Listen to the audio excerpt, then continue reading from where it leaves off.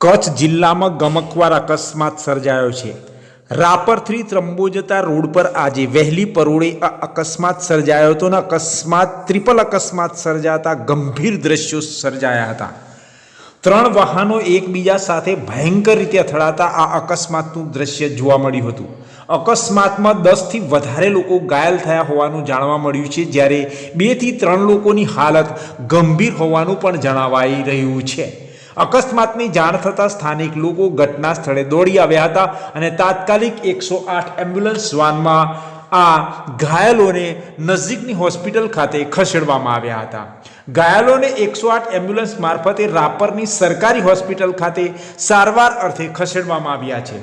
અકસ્માતના કારણે થોડા સમય માટે ત્રંબો રોડ પર ટ્રાફિક વ્યવસ્થા પણ ખોરવાઈ હતી। પોલીસ ઘટના સ્થળે પહોંચી અને વધુ તપાસ હાથ ધરી છે। આમ વહેલી સવારે જ આ અકસ્માત સર્જાયો છે। અકસ્માતના કારણે આ ટ્રાફિક સમસ્યા પણ સર્જાઈ હતી। આમ વહેલી સવારે રાપરથી ત્રંબો જતા રોડ પર વહેલી પરોઢે ટ્રિપલ અકસ્માત સર્જાયો હતો, જેમાં અનેક લોકો ઘાયલ થયા હતા।